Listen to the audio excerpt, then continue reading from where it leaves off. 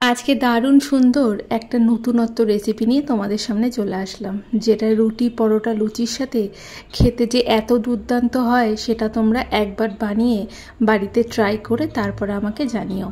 নাম দিয়েছি ক্রিমি পেঁয়াজ। আমি এই রেসিপিটা প্রথমবার বানিয়ে লুচি দিয়ে ট্রাই করেছিলাম, তাতেই দুর্দান্ত লেগেছিল খেতে। বেশ খানিকটা সর্ষের তেলে সাদা জিরে ফোড়ন দিয়ে দিলাম আদা আর রসুন বাটা।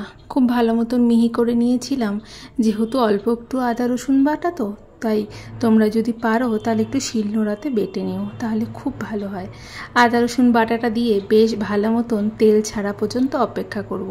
তেলটা যখন ছেড়ে দিয়েছে অল্প একটু দিয়েছিলাম কাশ্মীরি লাল লঙ্কা গুঁড়ো আর অল্প একটু দিয়েছিলাম হলুদ গুঁড়ো।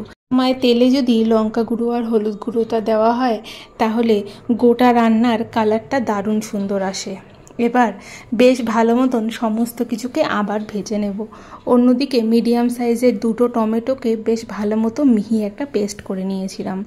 সে আগের মশলাটা ভাজা হয়ে যাওয়ার পর সেই মিহি পেস্টটা দিয়ে বেশ অনেকক্ষণ ধরে আবার কষাতে হবে, যতক্ষণ না পর্যন্ত টমেটোটা ভাজা হয়ে যাচ্ছে।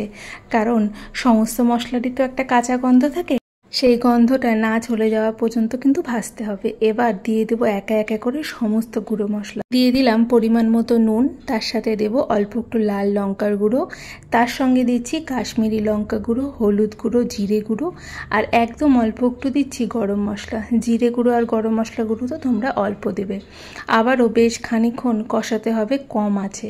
এবার এই যে ছোট ছোট পেঁয়াজগুলো থাকে সেগুলো হলে তোমরা গোটাটাই দেবে, আর না হলে বড় পেঁয়াজগুলোকে চারটা ভাগ করে সেই মশলার মধ্যে দিয়ে কম আঁচে বেশ অনেকক্ষণ ধরে কষাবে, যেন গোটা পেঁয়াজটা নরম হয়ে যায় আর মশলাটার মধ্যে একদম মাখা মাখা হয়ে যায়। তাহলেই কিন্তু খেতে ভালো লাগবে। অল্প একটু জল দিয়ে আমি একটু সেদ্ধ করে নিয়েছিলাম। এবার দিয়েছিলাম ফ্রেশ ক্রিম, খুললে যে জলটা বেরোয় প্রথমে সেই জলটা, সেটা দিয়ে বেশ খানিকক্ষণ কষিয়ে 7 থেকে 8 চামচের মতো দিয়েছিলাম ফ্রেশ ক্রিম। ফ্রেশ ক্রিমটা কিন্তু অনেকটাই বেশি লাগবে, তাহলেই এটার স্বাদটা বড্ড বেড়ে যাবে। বাড়িতে যদি কারোর সেই যে দুধের মালাই হয় সেটা থাকে তাহলে তোমরা ক্রিমের বদলে সেই মালাইটাকে ভালো মতো চামচ দিয়ে ফেটিয়েও ব্যবহার করতে পারো। এবার সমস্ত কিছু বেশ অনেকক্ষণ ধরে কম আঁচে একটু কষিয়ে নিয়ে ওপর থেকে অল্প একটু চিনি দিয়ে গরম গরম পরিবেশন করো, এভাবেই মাখা মাখা। একবার বাড়িতে বানিয়ে দেখো কেমন লাগে খেতে।